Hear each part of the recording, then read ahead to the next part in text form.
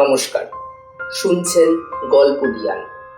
কোনো রকম অন্ধবিশ্বাসে উৎসাহ দেওয়া গল্পটিয়ানের উদ্দেশ্য নয়। এখানে আমরা প্রতিষ্ঠিত ও উদীয়মান বিভিন্ন লেখকের গল্প পাঠ করি। আজ শুনবেন পরশুরামের লেখা রামরাজ্য। গল্পটি সম্পূর্ণরূপে কাল্পনিক। কোনো ঘটনা, ব্যক্তি, বস্তু কিংবা স্থানের সাথে মিল থাকলে সেটা অনিচ্ছাকৃত ও কাকতালীয়। আমরা আশা করব শ্রোতারাও গল্প বলা ও শোনার আনন্দেই এটাকে গ্রহণ করবে। পরশুরাম অর্থাৎ রাজশেখর বসুর জন্ম 16ই মার্চ 1880, প্রয়াণ 17ই এপ্রিল 1960। তিনি ছিলেন একাধারে সাহিত্যিক, অনুবাদক, রসায়নবিদ ও অভিধান প্রণেতা। সাহিত্যকর্মের স্বীকৃতি স্বরূপ পশ্চিমবঙ্গ সরকার তাকে রবীন্দ্র পুরস্কারে ও ভারত সরকার পদ্মভূষণ সম্মানে ভূষিত করে। 1955 খ্রিস্টাব্দে তিনি পান সাহিত্য অকাদেমি পুরস্কার। পরশুরাম ছদ্মনামে রচিত ব্যঙ্গকৌতুক ও বিদ্রুপাত্মক কথা সাহিত্যের জন্য তিনি সর্বাধিক প্রসিদ্ধ। আজ গল্প পাঠে শুভ্রাংশু, অনিরুদ্ধ, জয়ন্ত, অর্ণ, রাজদীপ, সমর ও পিয়ালি। পোস্টার ও ক্যালিগ্রাফি শুভম। গল্পের সম্পাদনা, আবহ, মিক্সিং ও পরিচালনায় আমি শুভ্রাংশু। শুনতে থাকুন গল্পটিয়ানের আয়োজনে রামরাজ্য।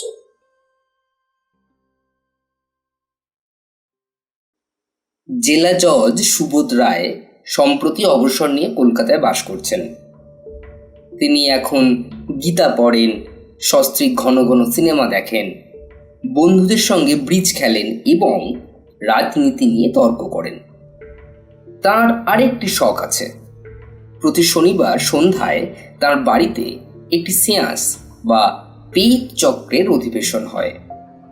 এই চক্রের সদস্য 7 জন, যথা সুবোধ রায় নিজে, তার পত্নী বিপাশা দেবী, অধ্যাপক হরিপদ কবিরত্ন, প্রবীণ দেশপ্রেমিক কানাই গাঙ্গুলি, নবীন দেশপ্রেমিক ভুজঙ্গ ভঞ্জ, কারবারি দেশপ্রেমিক অবোধ বিহারী লাল ও বিখ্যাত মিডিয়াম ভূতনাথ নন্দী। ভূতনাথ গুণী লোক। 3 মিনিট আবহন করতে না করতে তার ওপর পরলোকবাসীর ভর হয় এবং তার মুখ দিয়ে অনর্গল অলৌকিক সব বাণী বেরোতে থাকে। ভূতনাথের বয়স 30-এর মধ্যে। শোনা যায় পূর্বে সে স্কুল মাস্টার ছিল, তারপর গল্প, নাটক ও কবিতা লিখত, তারপর থিয়েটার সিনেমায় অভিনয় করত। এককালে তার একটা কুস্তির আখড়াও ছিল। সম্প্রতি নিজের আশ্চর্য ক্ষমতা আবিষ্কার করে সে পেশাদার মিডিয়াম হয়েছে। সুবোধবাবু তার একজন বড় মক্কেল।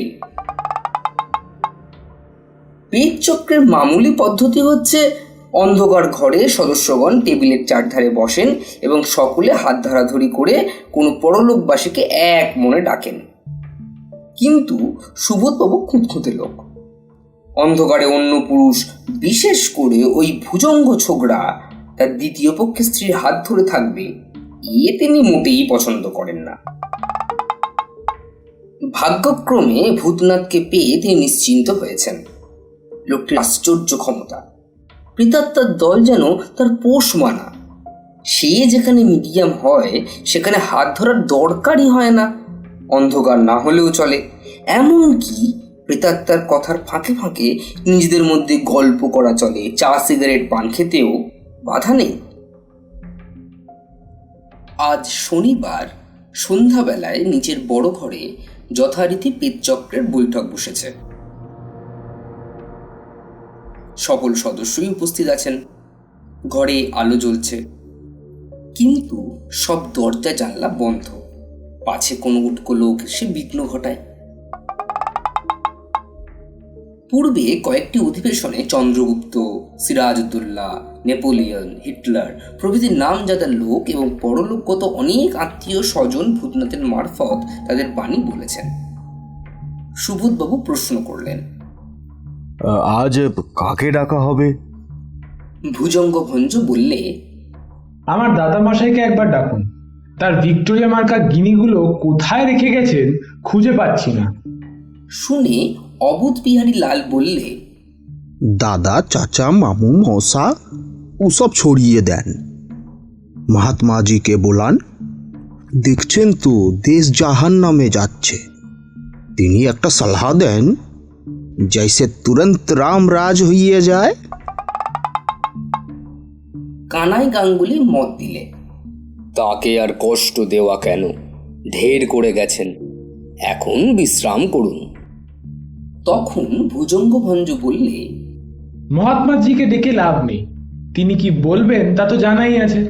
চরকা চালাও, মাইনে কম নাও, হুইস্কি ছাড়ো, বান্ধবীদের তাড়াও, ব্রহ্মচর্য পালন করো, এইসব শুনতে গেলে কি রাজ্য চালানো যায়?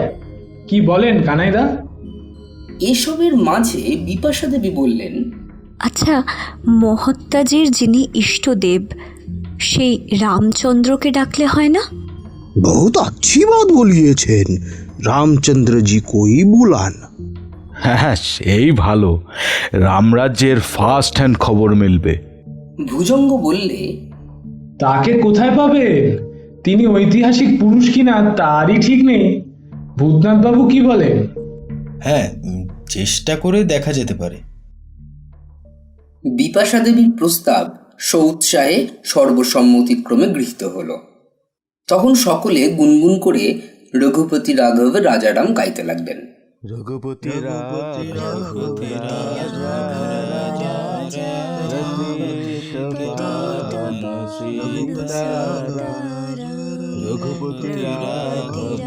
দু মিনিট পরে ভূতনাথ চোখ কপালে তুলে মুখ উঁচু করে চেয়ারে হেলে পড়ল এবং অস্ফুটে গোঁ গোঁ শব্দ করতে লাগলো। সুবোধবাবু সসম্ভ্রমে বললেন, এই কন্ট্রোল, এসে গেছেন। অর্থাৎ মিডিয়ামের ওপর অশরীরী আত্মার আবেশ হয়েছে। অবোধ বিহারী বলে উঠল, রাজা রামচন্দ্র জি কি জয়। ভূতনাথের মুখ থেকে শব্দ হলো। সুবোধবাবু বললেন, কে আপনি প্রভু?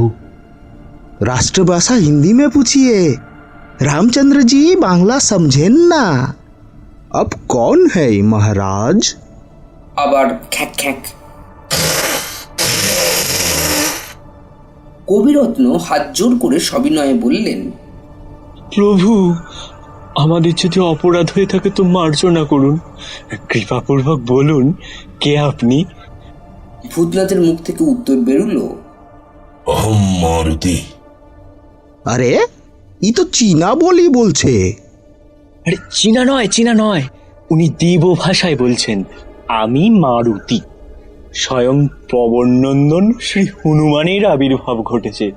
জয় বজরংবলী, জয়। जय बजरंगबली महावीर जी। राम काज लगी तब अब तारा, कनक बरन तन पर बतकारा। प्रभु आप हिंदी में बोलिए, राम राज्य की भाषा। ভূতনাথের জবানিতে মহাবীর আর একবার সজোরে খ্যাক করে উঠলেন। তারপর বললেন, রামরাজ্যের ভাষা তুমি কি জানো হে? এখন গন্ধমাদনে থাকি, কিন্তু আমার আদি নিবাস কিষ্কিন্ধা, মাইসোরের কাছে বেলারি জেলায়। আমার মাতৃভাষাই জগতের আদি ও বুনিয়াদি ভাষা। যদি সে ভাষায় কথা বলি তবে তোমাদের রাজাজি আর পট্টাভিজি হয়তো একটু আধটু বুঝবেন, কিন্তু জওহরলালজি আর রাজেন্দ্রজি আর এই তোমরা বিন্দু বিসর্গও বুঝবে না। যাক যাক, আপনি যখন বাংলা জানেন তখন বাংলাতেই বলুন। কিরকম বাংলা? ঢাকায় না মানভূমের, না বাগবাজারি, নাকি বালিগঞ্জি? আপনি মাঝামাঝি ভবানীপুরি বাংলায় বলুন, তাহলে আমরা সবাই বুঝতে পারবো। কবিরত্ন প্রশ্ন করল, প্রভু মারুতি, আপনার আগমনে আমরা ধন্য হয়েছি, কিন্তু ভগবান শ্রী রামচন্দ্র এলেন না কেন? তার আসতে বয়ে গেছে। তোমাদের কি এমন পুণ্য আছে যে তার সঙ্গে আলাপ করতে চাও? তার আজ্ঞায় আমি এসেছি। এখন কি জানতে চাও চটপট বলে ফেলো। আমার সময় বড় কম। এবারে সুবোধ বললে, শুনুন মহাবীরজি, আমরা স্বাধীনতা পেয়েছি, কিন্তু আর কিছুই পাইনি। কবিরত্ন আরও যোগ করলে, অন্ন নেই, বস্ত্র নেই, গৃহ নেই, ধর্ম নেই, সত্য নেই, ত্যাগ নেই, বিনয় নেই, তপস্যা নেই। তারপর অবুধবিহারী জানালো, बिल्कुल चोर डाकू लुटेरा कलाबाजारुआ गाट कटैया। ভুজঙ্গ বললে, পুঁজিপতির অত্যাচার, সর্বহারার আর্তনাদ, জুলুম, ফ্যাসিজম, ধাপ্পাবাজি, কথার তুবড়ি, ভাইপো ভাগ্নে, শালা শালি, পিস্তুত মাস্তুত ভরণতন্ত্র। কবিরত্ন আরও যোগ করলে, বিদেশি গুরুর প্ররোচনায় স্বদেশদ্রোহিতা, ভারতের আদর্শ বিসর্জন, স্বার্থসিদ্ধির জন্য মিথ্যার প্রচার, কিষাণ মজদুরকে কুমন্ত্রণা, বোকা ছেলেমেয়েদের মাথা খাওয়া, পিস্তল, বোমা। তখন বিরক্ত হয়ে মহাবীর বললেন, থামো থামো, কি চাও তাই বলো। অবধবিহারী বলল, আমি বলছি শুনেন মহাবীর জি, चारों तरफ घूस खवैया सब मुनाफा ছিনিয়ে নিচ্ছে। বড় কষ্টে রয়েছে, যেন দাঁতের মাঝে জীব। विभीषण जी जैसा बोलिएছেন, सुनहु पवन सुत रहनी हमारी, जीमी दशनन ही महु जीभ बिचारी। प्रभु एक मुक्का मार के ये सब दांत तोड़िए देन। এসব শুনে কবিরত্ন বললে, তুমি একটু চুপ করো তো বাপু। মহাবীরজি, আমরা কেবল রাম রাজ্য চাই, তাহলেই সব হবে। সাধুদের পরিত্রাণ, দুষ্কৃতদের বিনাশ, আর প্রজার সর্বাঙ্গীন মঙ্গল। কানাই জানালো, আহা পণ্ডিত মশাই, ব্যস্ত হলে চলবে না। রাষ্ট্র শাসনের ভার কদিনই বা আমরা পেয়েছি। মহাবীরজির কৃপায় যদি দেশদ্রোহীদের জব্দ করতে পারি, তবে দেখবেন শীঘ্রই কিষাণ মজদুর রাজ হবে। কিষাণ মজদুর সেক্রেটারিয়েটে বসে রাজকার্য চালাবে?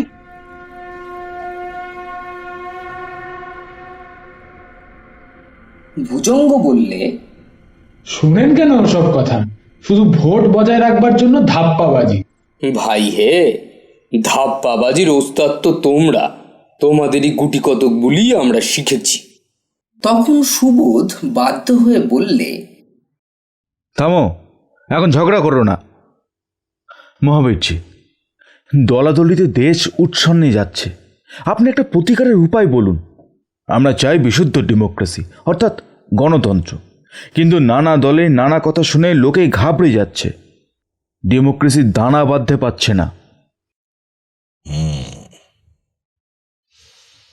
একটা প্রাচীন ইতিহাস বলছি, শোনো। গুণর্দ দেশে রাজা গোবর্ধনের 1,00,000 গরু ছিল। তারা রাজধানীর নিকটস্থ অরণ্যে চড়ে বেড়াত। জনকত গোপ তাদের পালন করত। কি একটা মহা পাপের জন্যে অগস্ত্যমণি শাপ দেন। তার ফলে রাজা এবং বিস্তর প্রজার মৃত্যু হল। অবশিষ্টে সকলে পালিয়ে গেল।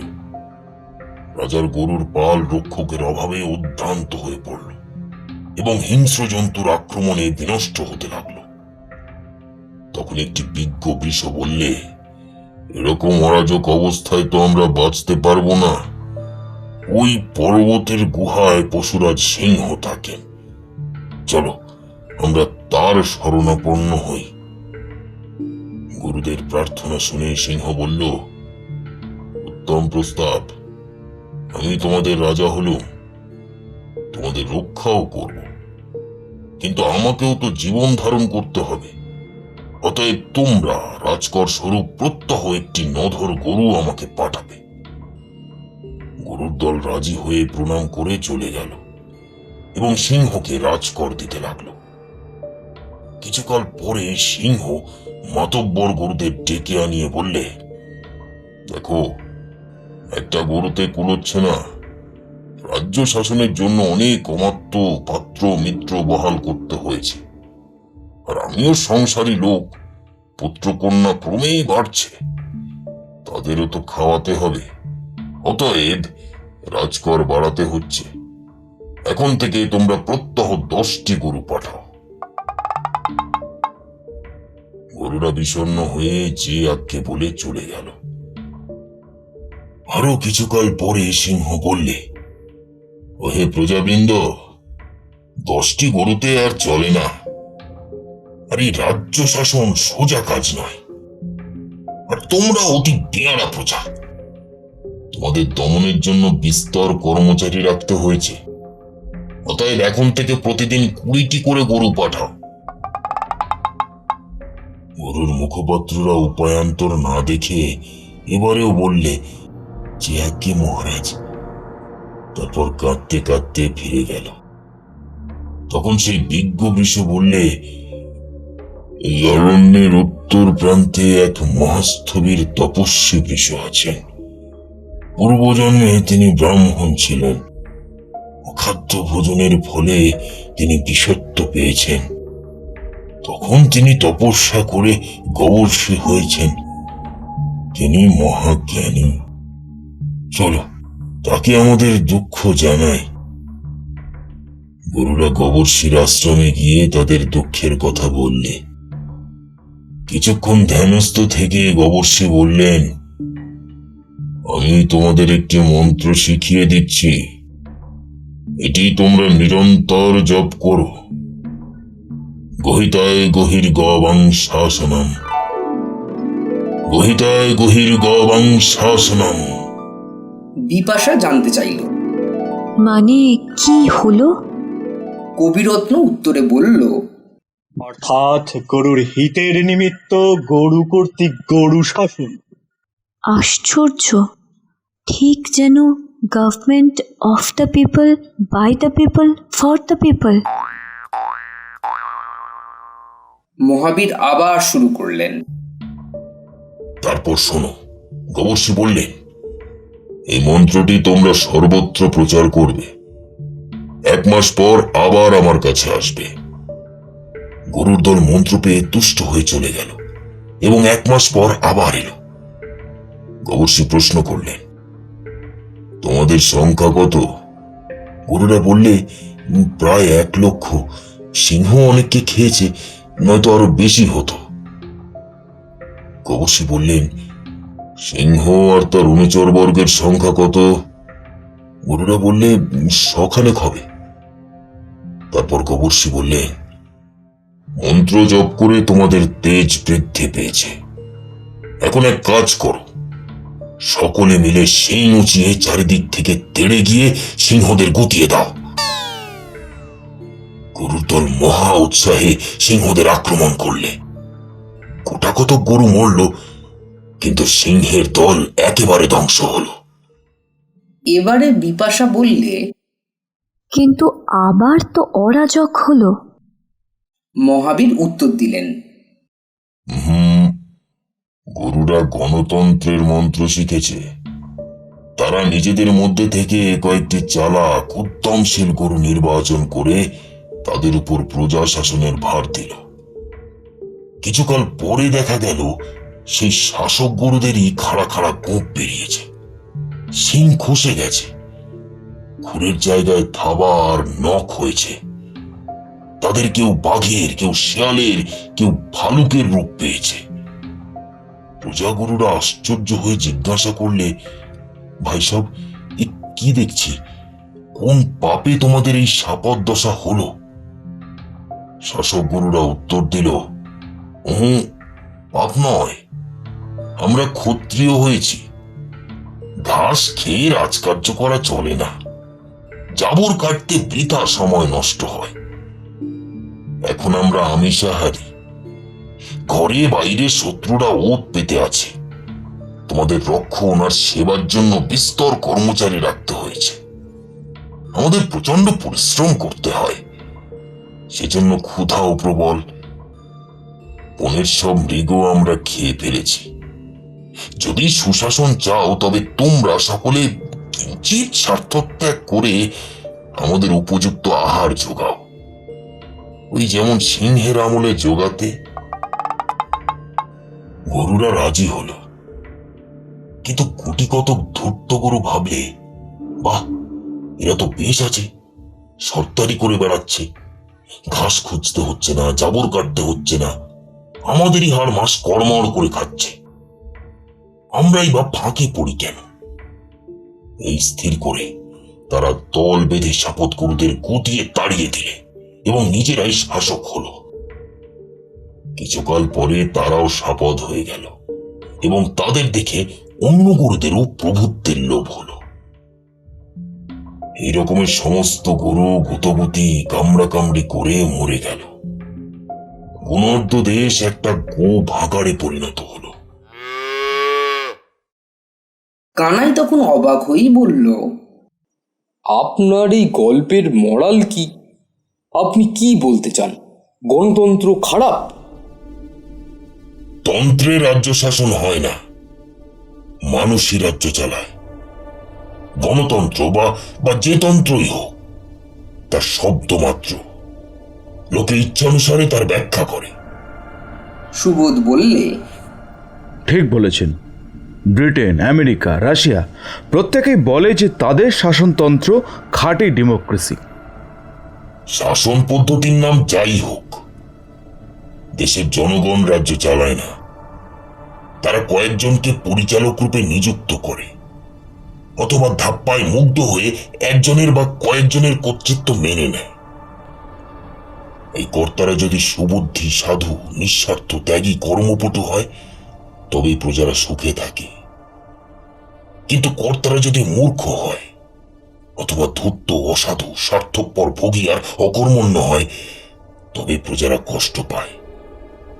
কোন তন্ত্রই ফল হয় না। ভুজঙ্গ জানতে চাইল, আপনার রামরাজ্য কি ছিল? একেবারে অটোক্রেসি, স্বৈরতন্ত্র। প্রজাদের কোনো ক্ষমতা ছিল না। কে বললে ছিল না? কুশল রাজমহিষী সীতার বনবাস হলো কাদের জন্য? শম্ভুককে মারা হলো কাদের কথায়? তখন বিপাশা দেবী বললেন, কিন্তু রামচন্দ্রের এসব কাজ কি ভালো? ভালোই হোক আর মন্দই হোক, রামচন্দ্র লোকমত মেনেছিলেন। তখনকার ভালো মন্দ বিচার করা এখনকার লোকের সাধ্য নয়। লোকমত সৃষ্টি করেন প্রভাবশালী সুবুদ্ধি সাধুগণ অথবা ধূর্ত অসাধুগণ। রামচন্দ্র নিজের মতে চলতেন না। নিঃস্বার্থ জ্ঞানী ঋষিরা কর্তব্য অকর্তব্য বেঁধে দিয়েছিলেন, রামচন্দ্র তাই মানতেন, প্রজারাও তাই মানত।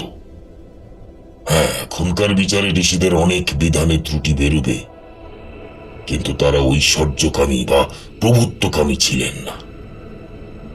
রাজার কর্তব্য অকর্তব্য সম্বন্ধেও সকলে প্রায় একমত ছিল। সেই জন্য কেউ তাদের ছিদ্রও পেত না, বিপক্ষও হতো না। এবারে সুবোধ বললে, অর্থাৎ রামরাজ্য মানে ওয়ান পার্টি ঋষিতন্ত্র। এখন সেরকম ঋষি জোগাড় করা যায় কি করে? ঋষি চাই না, যাদের হাতে দেশ শাসনের ভার এসেছে তারা যদি বুদ্ধিমান, সাধু, নিঃস্বার্থ, ত্যাগী কর্মী হন তবে লোকমত তাদের অনুসরণ করবেই করবে। কিন্তু ধূর্ত অসাধুরা তাদের পেছনে লাগবে, ভাওতা দিয়ে সপক্ষে ভোট জোগাড় করবে, কর্তৃত্ব দখল করবে। কতদিন তা পারবে? স্বাধীনতা লাভের চেষ্টায় তোমাদের বহু লোক বহু বাধা পেয়েছেন, জীবনপাত করেছেন। হ্যাঁ, তারা স্বাধীনতা দেখে যেতে পারেননি, কিন্তু তাদের সাধনা সফল হয়েছে। রামরাজ্য অর্থাৎ সাধুজন পরিচালিত রাজ্যের প্রতিষ্ঠাও সেই রকমের হবে। এই ব্রত যারা নেবেন তারা নিজের আচরণ দ্বারা প্রজার বিশ্বাসভাজন হবেন। উপস্থিত সুবিধার জন্য কুটিল পথে যাবেন না। লোভী ধনপতি অথবা অসাধু সহকর্মীদের সঙ্গে রফা করবেন না, আর দুষ্কর্ম উপেক্ষা করবেন না। বারবার পরাভূত হলেও তাদের চেষ্টা কালক্রমে সফল হবেই। যতদিন একদল লোক এই ব্রত না নেবেন ততদিন শাসনতন্ত্রের নাম নিয়ে তর্ক করা বৃথা। সব শুনে কানাই মত দিলে, না মহাবীরজি, আপনার ব্যবস্থা এখন অচল, ওতে গণতন্ত্র হবে না। এই যুগে ধর্মপুত্র যুধিষ্ঠির কেউ নেই। তবে আর কি, সেই গরুদের মতন গুতোগুতি আর কামড়া কামড়ি করে মরগে। সুবোধ বললে, ব্রিটিশ জাতির মধ্যে কি অসাধুতা আর অপটুতা নেই? তাদের দেশে তো আর গণতন্ত্র অচল হয়নি। বিদেশে তারা যতই অন্যায় করুক, নিজের দেশ শাসনের জন্য যে সাধুতা আর পটুতা আবশ্যক তা তাদের আছে। এবারে কানাই জানালো, যাই বলুন মহাবীরজি, আগে এই ভুজঙ্গ ভায়ার দলটিকে শায়েস্তা করতে হবে। যত সব ঘরবেদি বিভীষণ, দাঙ্গাবাজ খুনে ডাকাত, কুচক্রি কমবক্ত কমরেড। শুনে ভুজঙ্গ মহা খাপ্পা হয়ে বললে, মহাবীরজি, এই কানাইদার দলটিকে ধ্বংস না করলে কিছুই হবে না। যত সব ভেগধারী ভণ্ড ক্রোড়পতির কুত্তা। মুখ সামলে কথা বলো ভুজঙ্গ। যত সব মিটমিটে শয়তান, বিড়াল তপস্বী, রক্তচোষা বাদুড়। এই শুনে কানাই গাঙ্গুলি অত্যন্ত চটে উঠে ঘুষি তুলে মারতে এলো। ভুজঙ্গ তার হাত ধরে ফেললে, ব্যাস দুজনে ধস্তাধস্তি হতে থাকলো। তখন সুবোধবাবু বিব্রত হয়ে বললেন, তোমাদের কি স্থান কাল জ্ঞান নেই? এখন মারামারি করছো? ওহে অবোধ বিহারী, থামিয়ে দাও না। অবোধ বিহারী জানালো, আমি আজ একাদশী করিয়াছি বাবুজি, বহুত কমজোর আছি। বিপাশা দেবী ব্যতিব্যস্ত হয়ে বললে, মহাবীরজি, আপনি উপস্থিত থাকতে এই সুন্দর উপসুন্দর লড়াই হবে? এই শুনে ভূতনাথ তড়াক করে লাফিয়ে উঠল এবং নিমেষের মধ্যে পেছন থেকে লাথি মেরে কানাই আর ভুজঙ্গকে ধরাশায়ী করে দিল। তারপর আবার নিজের চেয়ারে বসে চোখ কপালে তুলে সমাধিস্থ হলো। এদিকে গায়ের ধুলো ঝাড়তে ঝাড়তে ভুজঙ্গ বললে, সুবোধবাবু, আপনার বাড়িতে এই অপমান সইতে হবে? ওদিকে পাছায় হাত বুলুতে বুলুতে কানাই বললে, কুমোরের পুত্তুর ভূতনন্দী ব্রাহ্মণের গায়ে লাথি মারবে? এ কানাইয়া বাবু, গুসা করবেন না। লাত তো ভূতনাথ বাবুর থোড়াই আছে, খুদ মহাবীরজি লাত লাগিয়েছেন। পাশ থেকে কবিরত্ন বললেন, ঠিক কথা, এতে ভূতনাথের সাধ্য কি? স্বয়ং হনুমান কলহ নিবারণের জন্য লাথি ছুঁড়েছেন। দেবতার পদাঘাতে চিত্ত শুদ্ধি হয়, এতে অপমান নেই রে। যেতে দিন, যেতে দিন। মহাবীরজি, কিছু মনে করবেন না। अच्छा महावीर जी, बोलें तो राम राज्य होने से शेयर मार्केट कुछ तेज होबे, बड़ा नुकसान যাচ্ছে। মহাবীর উত্তর দিলেন না। ভূতনাথের মাথা ধীরে ধীরে সোজা হতে লাগলো। লক্ষণ দেখে সুবোধবাবু বললেন, কন্ট্রোল ছেড়ে গেছেন। একটু পরে ভূতনাথ হাই তুলে তুড়ি দিয়ে বলল,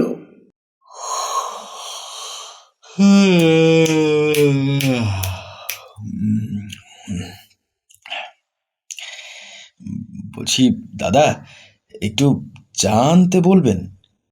अरे भूतनाथ बाबू, महावीर जी तो बहुत झंझट की बात बोलिएছেন, लात भी मारिएছেন। বলেন কি, লাথি মেরেছেন? কাকে? আমাদের কানাইদার ভুজঙ্গদাকে? সর্বনাশ! ইস, বড় অপরাধ হয়ে গেছে। বলছি, কিছু মনে করবেন না দাদারা, আমার কি আর হুঁশ ছিল? দিন দিন, পায়ের ধুলো দিন।